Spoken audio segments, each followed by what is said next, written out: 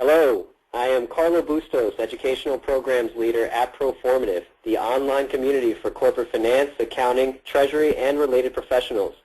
I'd like to welcome everyone to today's webinar, Best in Class Finance, How to Improve Controls, Achieve Compliance Efficiency, and Streamline Reporting in the Cloud.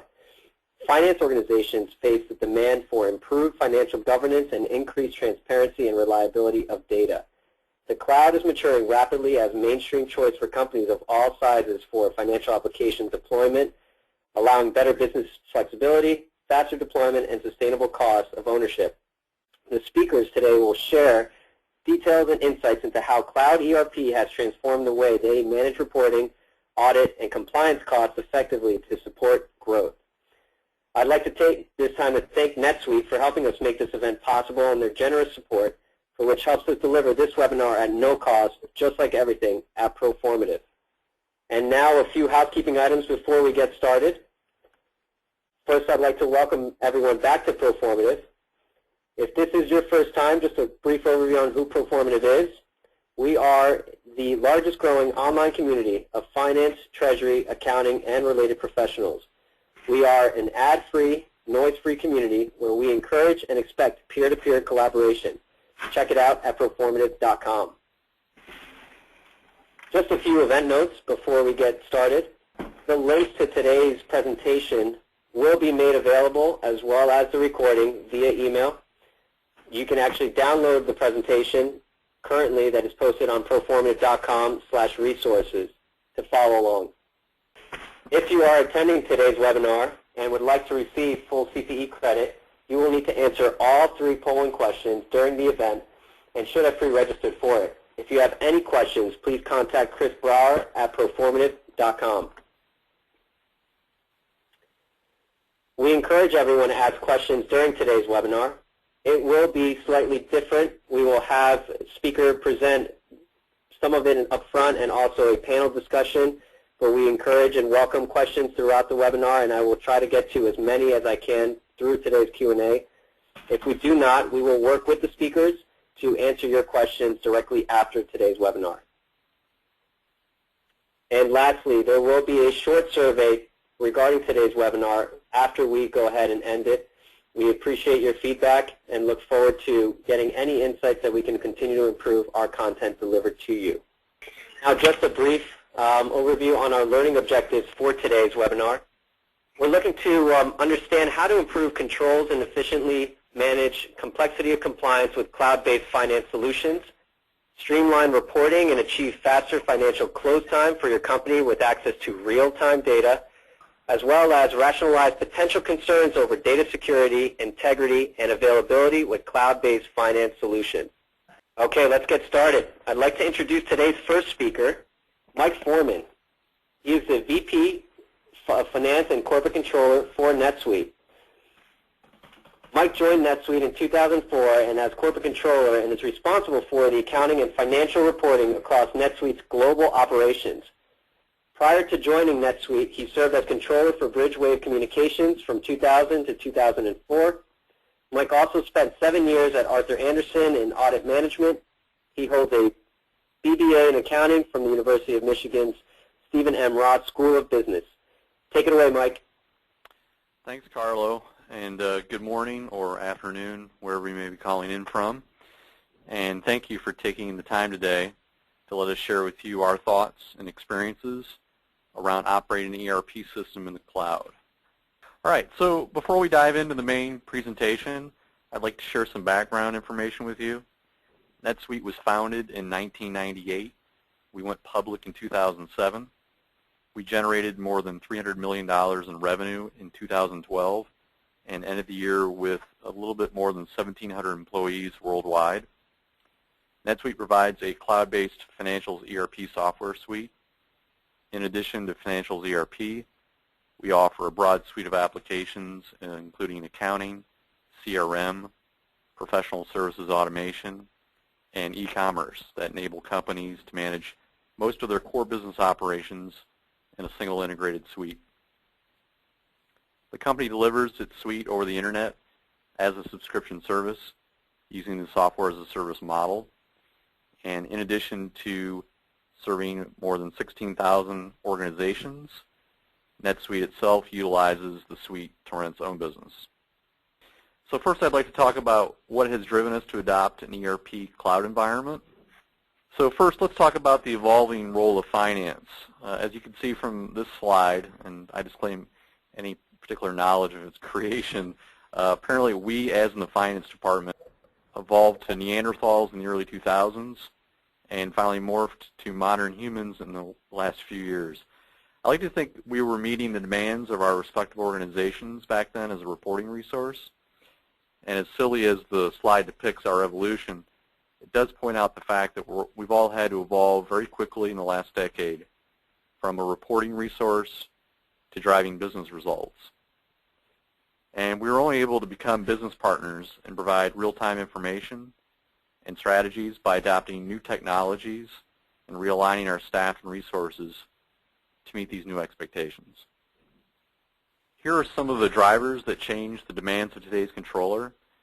First, we were introduced to the overwhelming requirements of Sarbanes-Oxley, courtesy of major corporate and accounting failures at Enron, Tyco, and WorldCom, to name a few. And then for companies with multinational reach, we had to keep up on an expanding IFRS rule set on top of our existing U.S. GAAP responsibilities. Second, companies of all sizes started to grow internationally much sooner in their life cycle, requiring controllers to be able to manage processes and reporting in numerous parts of the world with limited resources. And as the world has become more flat, generating a greater level of competition for nearly all industries, there's been more pressure to cut G&A costs by reducing our resources, adopting shared service centers, and new technologies. So you're now expected to manage teams in your own office and bigger teams, sometimes more than 15,000 miles away and 12 time zones. And finally, with the role of CFOs evolving to take on more strategic responsibilities, including the investor relations role, controllers are now required to fill the gap on top of what they were already expected to accomplish.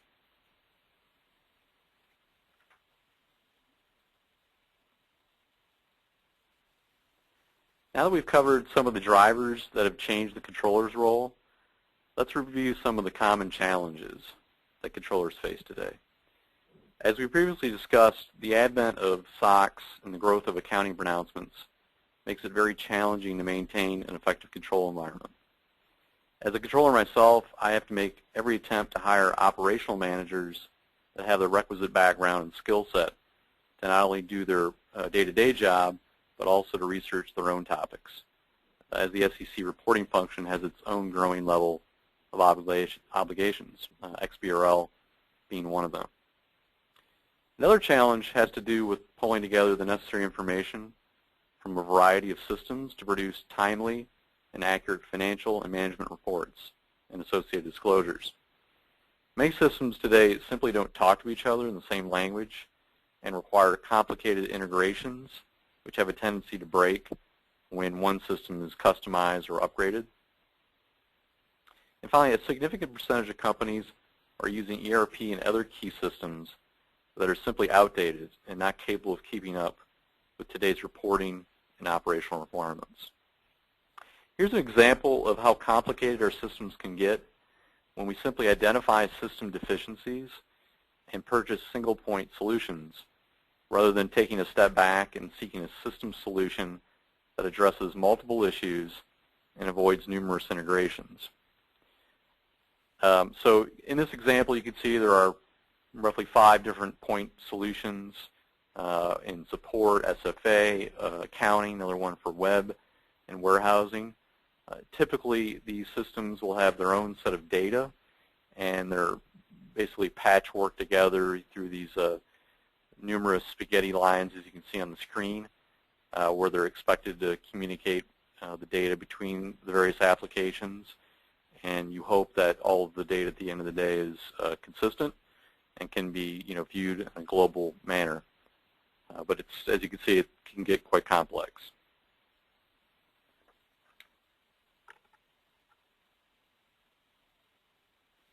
So what does this mean at the end of the day?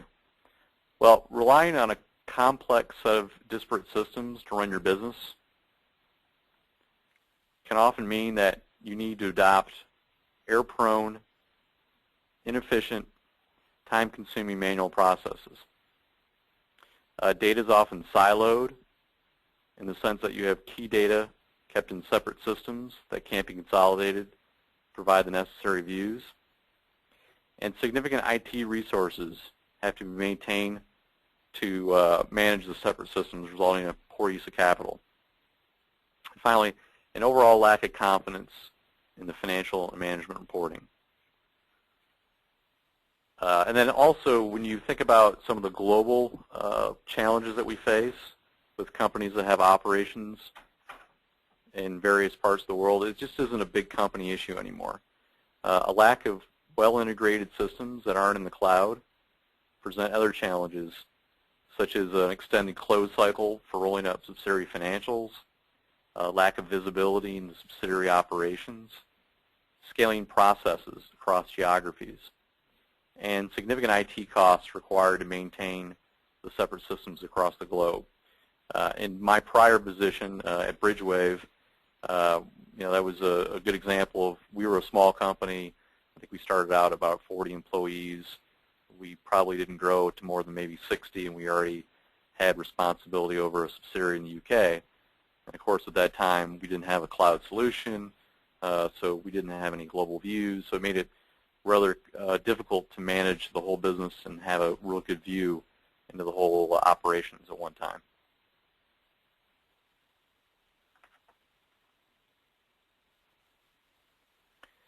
So now that we've talked about some of the increased challenges facing controllers, including the complicated integration of systems, let's discuss how the suite and the cloud can help.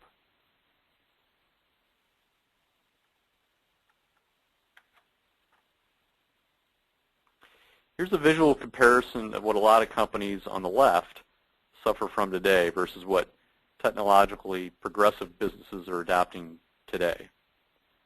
On the one hand, you have various applications with a single purpose processes, like we discussed in a few slides prior to that, often connected with other applications in a disorganized fashion, creating manual processes and reconciliation nightmares. And then on the other hand, on the right side of the screen, you have a single data source providing the same information to a number of different processes contained in one suite, giving visibility throughout the organization.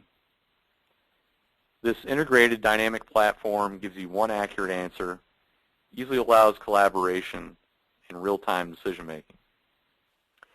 Here's some additional background on NetSuite before we talk about how we use our own system.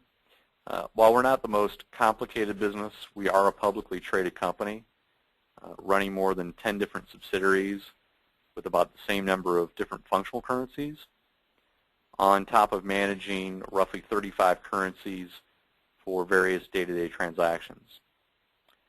From a revenue perspective, we amortize our subscription services over the term of the contract, recognize our professional services on a percentage of completion basis, and we allocate our multiple element arrangements in accordance with the ITF 0801. Our finance team is primarily located in the U.S. and Philippines, with both general ledger and FP&A team members located in both offices. So what has the outcome been for NetSuite since we've adopted this cloud suite approach? Well, the first advantage of working in this environment is in the area of our standard financial close. We perform the same hard close every month, so regardless of whether you're in the middle month of a quarter in February, or you're at the end of a quarter, or the end of the year, we basically follow the same exact close procedures each month. We're able to finalize our monthly consolidated results in roughly 5 days, as we're able to avoid time required to reconcile the interactions of numerous systems, given that we perform all of our core processes in one system. And since everybody is looking at the same data on a real-time basis, we can spread our close FP&A resources between our headquarters here in the U.S. And our shared service center in the Philippines without having to wait for one group to roll up their separate financials or complete their various processes. So with the ability to quickly finalize our actuals, our FP&E team can update their forecasts with their business partners in a timely fashion, which forms the basis for new strategic decisions. A couple of key processes, order to revenue and procure to pay, also leverage the Cloud Suite platform. Sales and finance, who are operating in numerous geographies and time zones, have the ability to convert a lead to an estimate to a sales order, and then that's where finance takes over and they invoice the customer from the sales order. They book the revenue at month end and then apply the cash to the invoice. With all of those records and transactions linked, which leaves a very easy audit trail to follow. The procure-to-pay process works very much in the same way, in the sense that even with a decentralized purchasing function like we have today, our AP group can file the purchase request to PO to bill and bill payment through the same system, as they're all linked and processed in one system, leaving virtually nothing to reconcile. So this affords us the ability to spend more time analyzing results rather than trying to reconcile various systems, which our auditors very much appreciate, as they also are able to leverage the cloud capabilities by being able to view transactions and supporting documentation from anywhere. Obviously, if they have an internet connection, with a custom role that we developed for them. In addition, the system notes that document movements throughout the suite also provide them with a solid audit trail as they perform internal control and SOX testing to form the basis of their review and audit conclusions.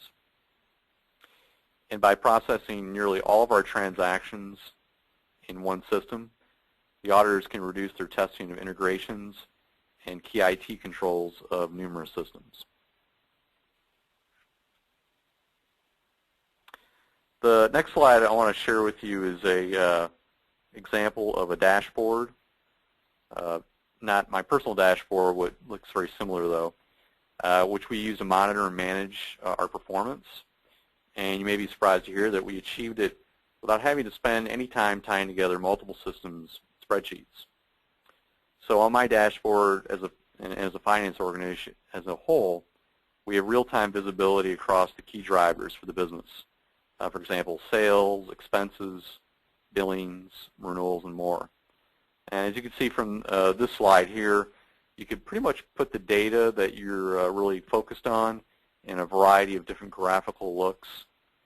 You can move the data around on the screen where you want to highlight areas, and then take some of your key performance indicators and put those right directly on your dashboard, comparing historical versus current month versus forecast, so that every morning you come in, you have an updated view of what's going on in the business.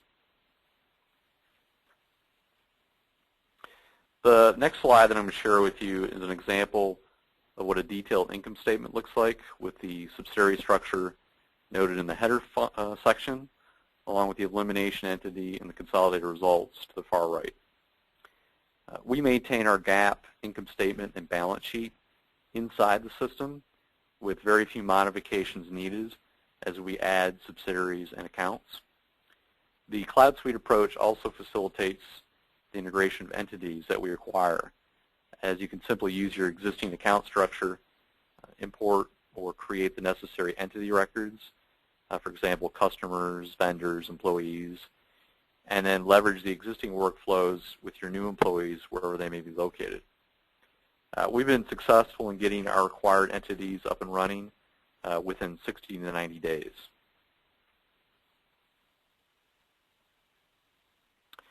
So to summarize, here's why a Cloud Suite environment supports the controller function. First, being able to manage the business through a single system and database from anywhere that you have an internet connection. Second, where all employees log into the same system and see the same data, really only limited by the roles and the permissions that you establish. Consolidated data can be viewed and analyzed on a real-time basis with the ability to customize various geographical views. And control can be localized and customized, while at the same time allowing for a global roll-up within the same system. And finally, it facilitates a global finance organization regardless of how centralized or decentralized you should be given the access point of the Internet.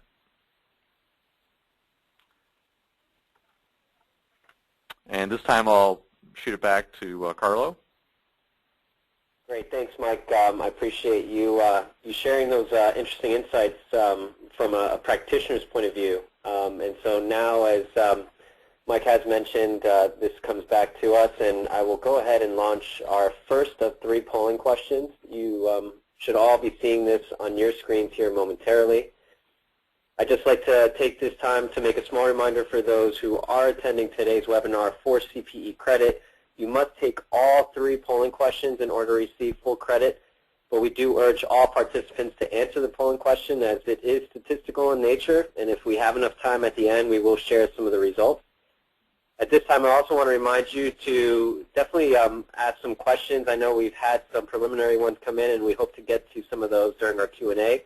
But utilize your questions box in your GoToWebinar panel to ask any questions, and we will get to as many as we can.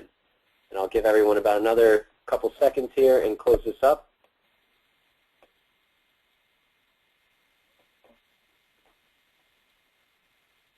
And this will bring us to our second portion of today's webinar, which will be a moderated panel discussion done by Mike.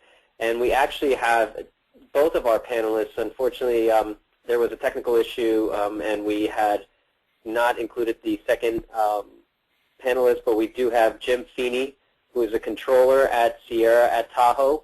Jim has an MBA in Finance and Accounting from the University of Rochester and has held a number of finance and accounting positions in the resort and hospitality industry, including positions with the American Skiing Company, Vail Resorts, Amarak Parks and Destinations, and his current position with Sierra at Tahoe.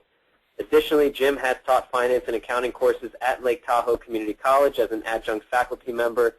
In his professional experience, he has worked with a variety of enterprise accounting systems, including Coda Financials, PeopleSoft, Oracle, J.D. Edwards, and Springbook. And we also have on the line Lyle Newkirk. Lyle is currently the Senior Vice President and Chief Financial Officer for Corrigo Incorporated, where he has 5 years experience in that accounting at a $1 billion supermarket chain.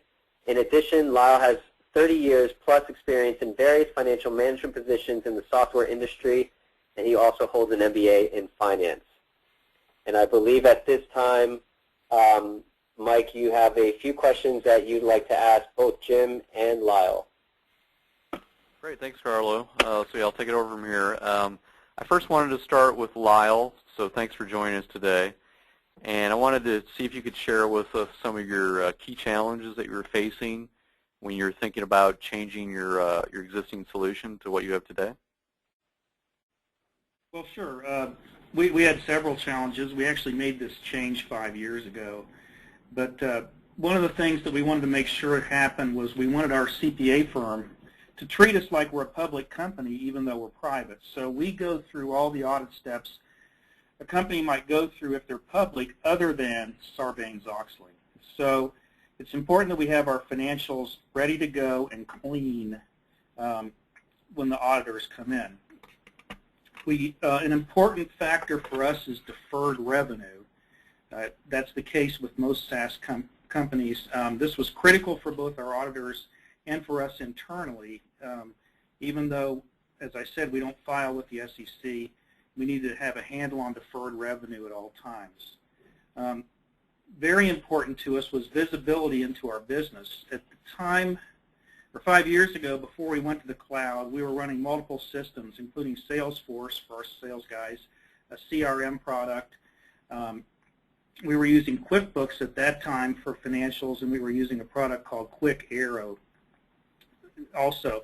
And so, as you can imagine, all of our data was spread around in many different databases. I like the diagram that was presented earlier because that's sort of the way our information looked at that time. We just had different names on the products. So that was important to us. At that time, we had, I guess, what you'd call data fragmentation. which meant that there was a higher likelihood of people making mistakes internally and possibly bad information getting to our managers. The other issue we had before we went to the cloud was that closing took quite a while. It sort of just went on and drifted until people felt like it needed to be done, and they said it was done and moved on.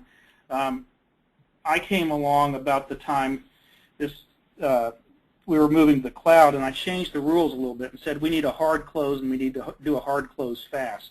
So we got down to where we were doing a hard close and finishing up around the end of the second workday of the new month. Now, since then, we managed to do that for about a year, or really for about 4 years, and then about a year ago, our business got a little bit more complex, so now we're getting our hard close sometime toward the middle of the third day of the new month. But I still think that's pretty good, and there are never any mistakes. There's never going back and saying that, oh, you know, we made a mistake, we've got to restate. It's always clean and very traceable at the time we cut off. And we're doing this, I should say, with a finance staff in 3 different states. We've got people in Georgia, Minnesota, and Oregon all working on closing the books. So that's one of the big benefits to being on the cloud is you don't all have to be in the same place. Did I answer the question? That sounds great. Appreciate it, Lyle. Jim from Sierra at Tahoe, I'd like to ask you the same question. Can you go into some of the key challenges you faced when you were looking to change systems?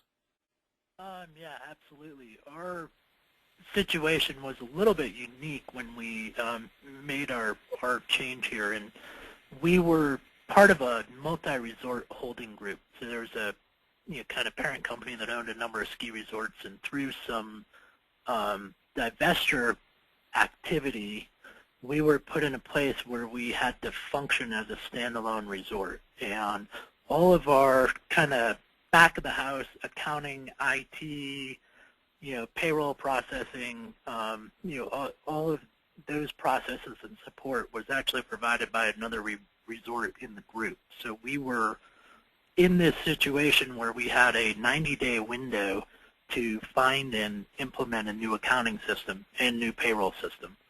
So our criteria in kind of doing the due diligence and finding solutions was, speed of installation and how fast can you go live on a system.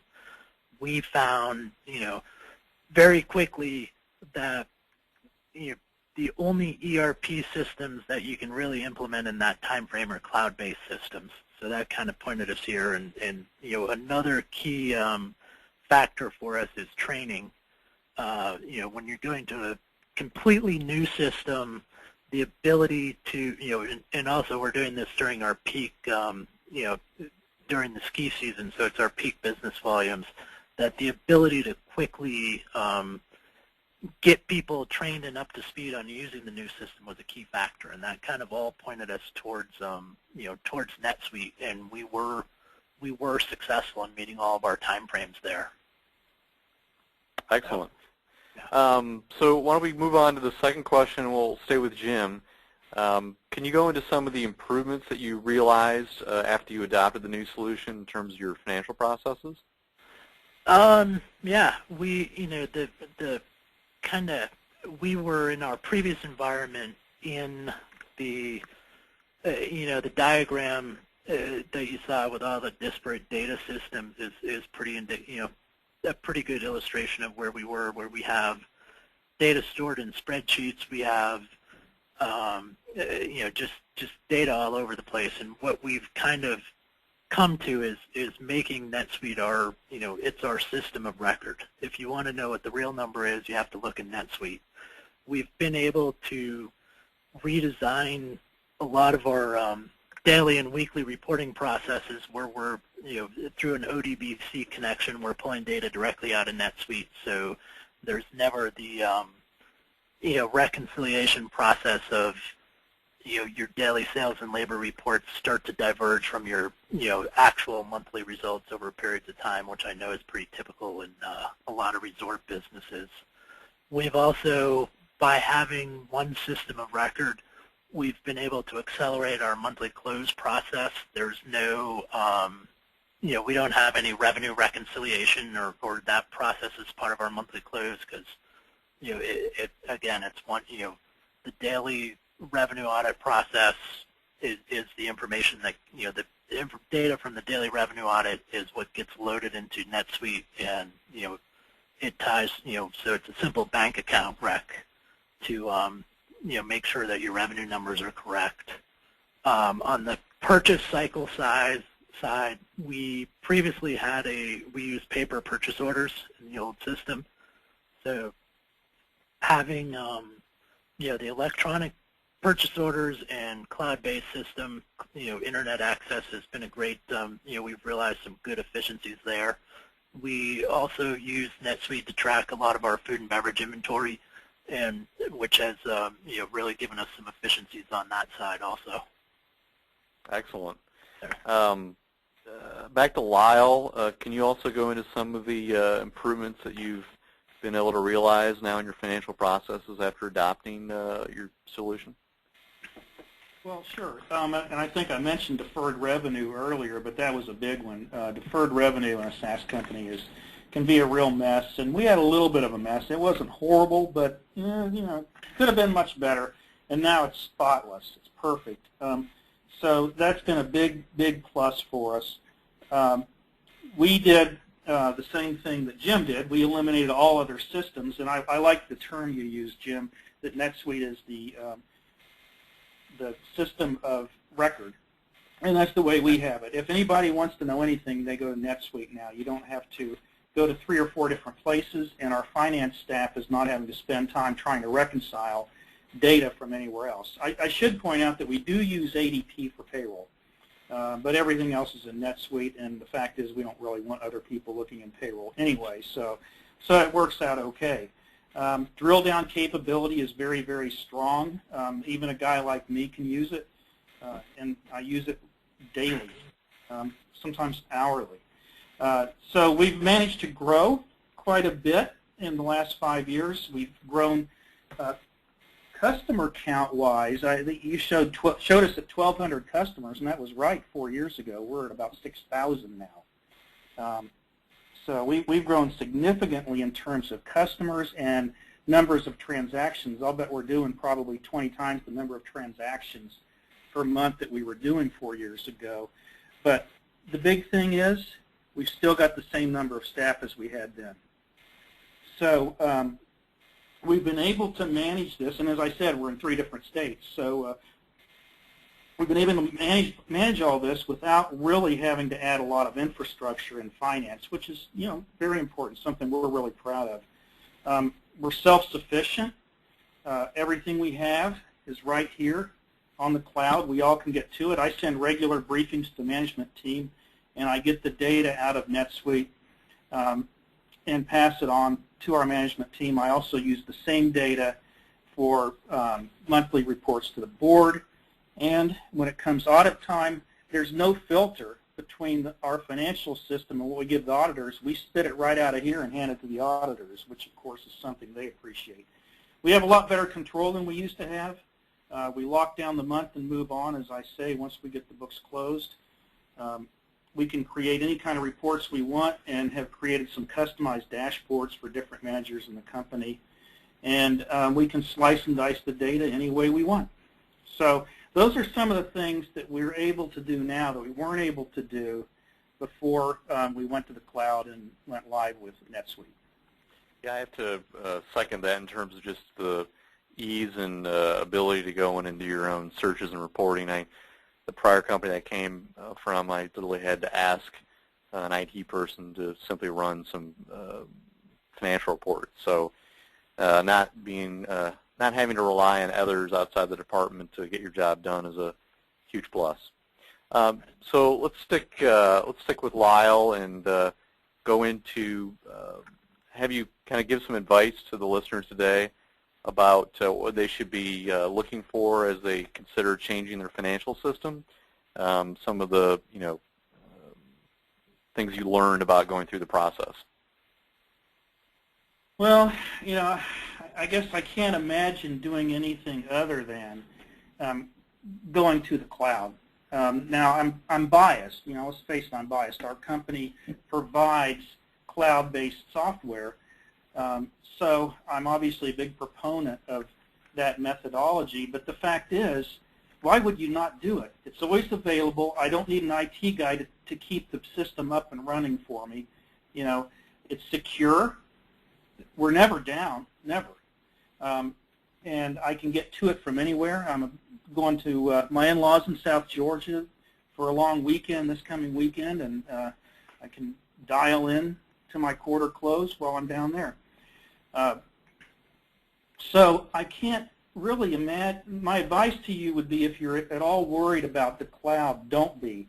It's by far a stronger, more secure model than what we've all come along with. And as the guy mentioned earlier, I've been doing this for over 30 years. So I'm kind of an old school guy, but this is clearly the way to go. You also don't have to worry about updates or upgrades. It's all done for you while you sleep, especially if you're on the East Coast and your SaaS providers on the West Coast. We went with the Business Suite and NetSuite, and again, the big reason was we wanted to eliminate what's called data fragmentation, meaning we didn't want the data all over the place. So I would say to you that if you're looking at making some kind of change, try to figure out all the pieces of data you have and figure out how to get it all in one place.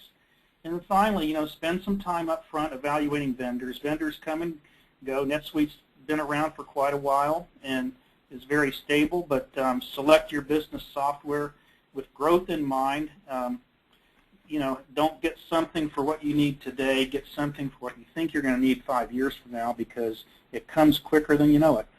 And you don't want to be going through this change every 3 or 4 years. So I guess that's a few of the things I would say if somebody's looking at making some kind of change. Great, thanks a lot. That was a lot of good points there for people looking to potentially change systems. Let's go back to Jim, and why don't you give us some insight around what kind of advice you provide for today when people are thinking about changing financial systems.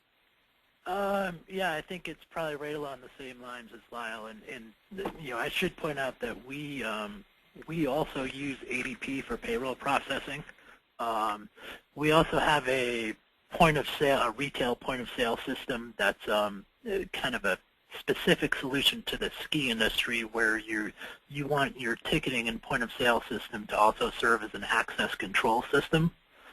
So those are somewhat specialized systems. So we use a product called SeriousWare for that. The integration between ADP and NetSuite and SeriousWare and NetSuite is it's simply importing a CSV file on a daily basis as a journal entry. So we, from ADP, we export, daily payroll to a CSV and import it as a journal entry. The entire process takes a couple minutes of staff time a day to get, real-time payroll and sales information into NetSuite. So, don't be afraid of if you do need to integrate systems, my recommendation is still keep NetSuite as your system of record, but the data integration through the CSV imports is actually it's pretty easy and straightforward. As far as using the cloud, again, unique to our business is as a ski resort with no summer operations, we're open for business for about 130 to 140 days of the year. The rest of the year we're doing maintenance and off-season planning and budgeting and so forth. So having a cloud solution for us is a real no-brainer, because it lets us staff down in our IT department during the off-season, and saves us a significant amount of overhead expense there. In terms of system accessibility, which is I think one of the people are always a little weary of that when they're looking at cloud solutions. We've never, in 3 years on NetSuite, we've never had an issue on being able to access the system or downtime for updates or any of that kind of stuff. And we, in fact, have, historically, I've experienced much higher downtime with in-house systems than with the cloud-based systems. So that's I look at that as a big plus for going to the cloud, that you've got you've got an army of professionals making sure that your system is accessible and available, as opposed to when you're relying on internal resources that sometimes get stretched. So I would strongly endorse looking at a cloud solution for any software system. Excellent. Thanks, Jim. Appreciate those thoughts. Yeah. I want to, give the handle back to Carlo. I think we've got some more polling questions. Thanks for that, gentlemen. I really appreciate the time and obviously insights. And we do have a few questions, but before we get to that, I will be launching the second of third polling questions. Everyone should be seeing this on your screen momentarily. And again, please note for those of you in the audience who are after CPE credit today, you will need to answer all three of our polling questions. Like I said earlier, we do have a few questions in queue, and I hope to get to as many as we can. We also had some very interesting,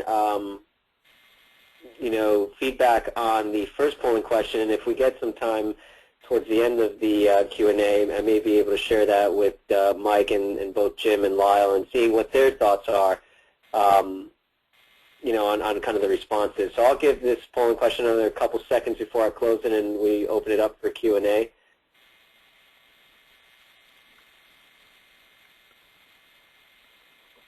So just to remind everyone, you do have the opportunity to ask a question in your questions box within your GoToWebinar panel. We will get to as many as we can, and this one is open to all three of you, Mike, Jim, and Lyle. But we have an attendee asking, what's the best form of communication to discuss a transition from a current in-house supported ERP system moving into a cloud? Obviously, there is, discussion around headcounts. There's discussion around process, ownership, and cost. So, any advice that you guys can give, kind of how you manage that conversation in your current roles or previous roles, and what were some of the challenges or roadblocks you felt that, from experience, you learned how to kind of manage? Well, I'll leave this to Lyle and Jim, since I haven't had to convert a system in 9 years. But speaking from when I'm dealing with customers, it's a big decision which involves a lot of cross-functional discussion. So it's not a finance decision alone. It's not a sales decision. And since you're looking at more of an integrated suite approach, you really have to get all hands on deck to be part of that. But I'll defer to Jim and Lyle to talk a bit more about that. This is Lyle. I guess one comment I would make, you mentioned cross-functional buy-in, and I think that's real important. I would start at the executive level and get your C-levels all bought in, and don't try to do everything at once. The natural tendency, I think, when you make a change like this, everybody's going to want to do things they couldn't do before, and pretty soon you've got a project that's out of control. So focus on the basics first. Make sure you can get your general ledger up, your bills paid, get your AR going and your CRM working, and get all the basic stuff done, and then you can come along and do some of the other things that people might want to do but aren't absolutely critical. And that has to start at the C level. You've got to get buy-in up there to keep the project under control and focused on the basics. And then, like I said, you can come back and work on the bells and whistles later. That's just my perspective, having done this a few times. But I've seen these things get out of control real quickly if you're not careful. Yeah, I would second that. I've witnessed the same. You get kind of that project creep, or you're trying to convert everything at once. When we did our NetSuite conversion, because we had in the divestiture agreement, we had a 90-day window to convert our systems. That kept us very focused on the basics of, how do we pay our employees and how do we pay our vendors. And, once you get that figured out, you can start working on the rest. My experience in having been through several accounting system conversions before is that, it usually takes you probably, at the first year is growing pains. At the end of your second year is kind of where you've really grown into your new system, and that's where if you're diligent about redefining processes and looking for efficiencies there, it's really a 2-year process to start to see all those come to fruition. In terms of, relevant metrics, when you start looking at headcount, process costs, like, I'm assuming that's a question of how do you know when you're ready to move up to a bigger system or, need a more higher powered system. The indication I've always used there is to just, start going through the, going through your different functions and going, to your financial analysts and your accounting staff, go to your HR people, go to your sales people, and start taking an inventory of how much stuff they track in spreadsheets outside of your ERP. And that's going to, the more stuff you're keeping in these standalone Excel files and Access databases and stuff, that's really a prime indicator of, you're ready to graduate to a more, a more high-powered accounting or ERP system. Great, thanks for that, Yeah. Jim. I appreciate it, and Lyle as well. Here's a question from the audiences, and this comes directly from a finance person, because you'll see what I mean. But obviously, looking at a potential to move from an in-house on-premise solution to a cloud, any tips or advice that you can give, dealing with transitioning so that doesn't hinder month-end or quarter-end close. So, that's obviously going to be a top concern for folks in the finance and accounting arena who are obviously looking at other applications and ways to utilize different technology platforms. But how do you work around from a cloud-based solution, how do you work around and not stumping or hindering the month-end, quarter-end close and financial reporting aspect of it? Any tips, advice, guys? This is Lyle. I think if I were doing it today, I would do it right after I close the books for a month or a quarter, probably a quarter. Just so that there's no interruption. I'm confident that whatever kinks may arise could be worked out by the time you get into closing again. So that would be one piece of advice. Another thing I would suggest is if you've got any junky data, and we actually see this as a SaaS software company when we're doing our conversions, we sometimes find people trying to convert junk over. Clean your junk up. Okay, if you've got 3,000 people in your AP vendor file and you've only got 50 active vendors, you don't want to drag all that other stuff over, but the tendency often is to drag everything over. So take a look and be realistic about what you're trying to convert, and you might save yourself a lot of time in the long run. Yeah, I would echo that probably the best time is after a period close to do it immediately after that. A lot of times I've seen people try to coordinate a system transition at a year-end close, and you need to think hard about that, because now you're going to be making audit adjustments in one system and current transactions in a new system, which sometimes gets complicated. So sometimes it's easier to actually do it as a mid-year transition. The other piece, when you're doing it after a close, make sure that your balance sheet is completely reconciled and clean as a whistle, so that you have going into your new system, you know that you have a rock solid opening balance sheet going in, and that's gonna just down the road, that's gonna save you from having to look back into the old system while you're working in the new system to figure out what's going on. In terms of pieces to transition first, that's you almost have to tailor that around. If you're going to try to do all the accounting functions at once, or you're going to try to go through and do payables or revenue first, or payroll first if you're transitioning payroll. That's really going to have to be designed around transaction volumes in your individual business. There. Thanks for that, gentlemen. Yeah. And just looking at the time, we're going to try to get to one or two more questions before we kind of start doing our wrap-up and get to our last polling question. So this question's for you, Mike, because you are a public company controller.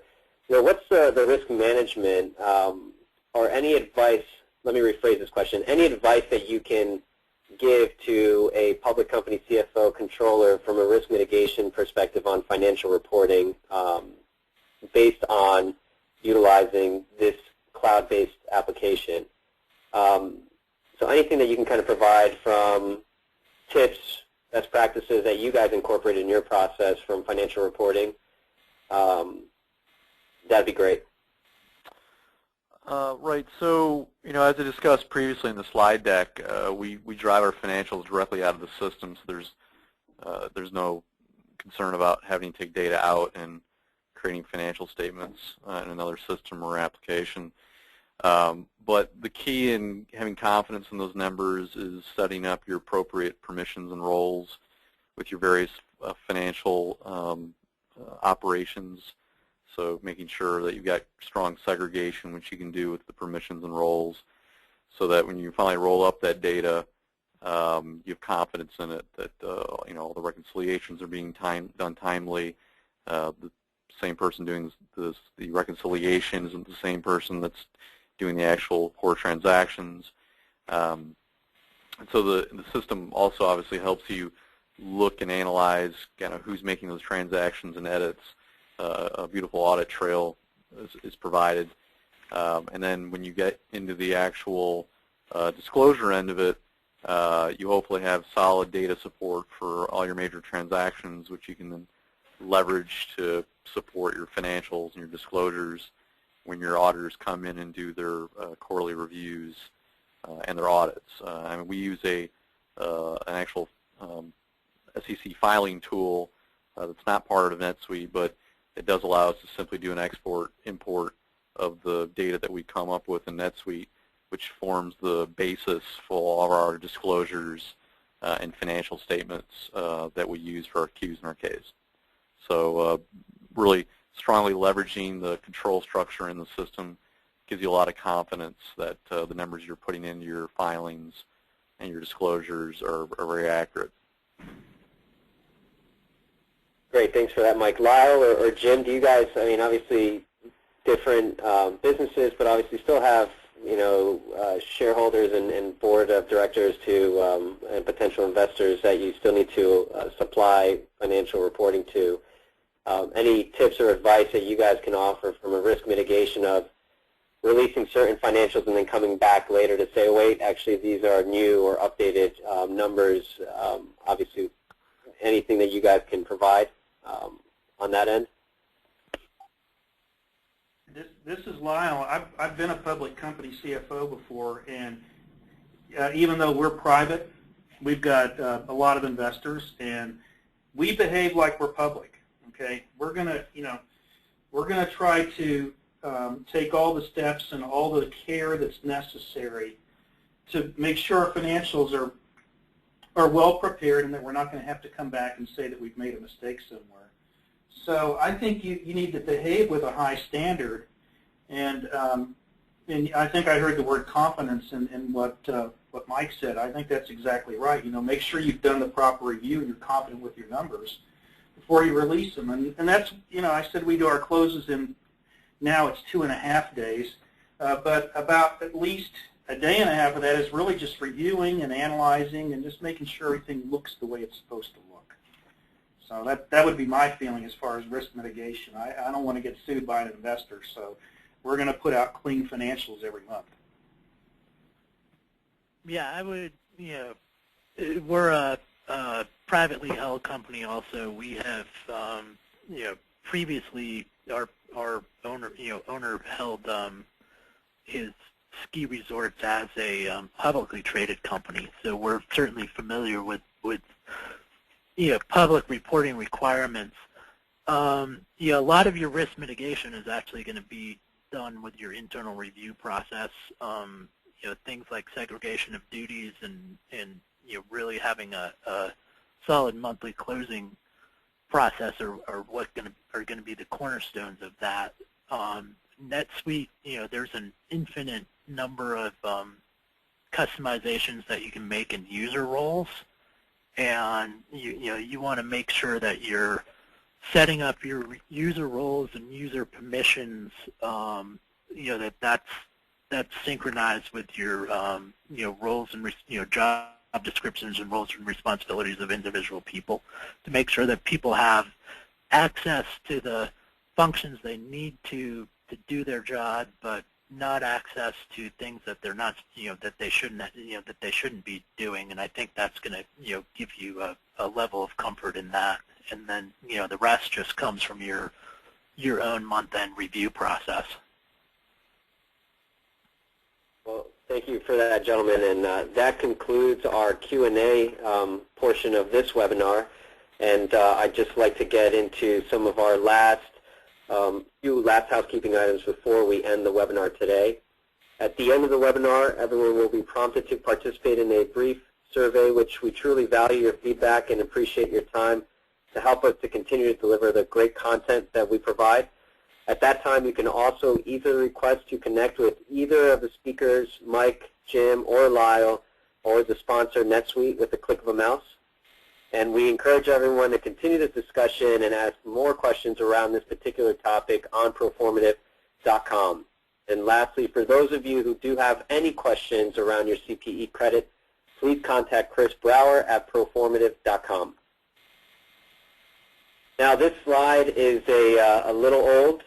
This was last week's inaugural Proforma Tech conference. A great event, great turnout, some really, really great content shared.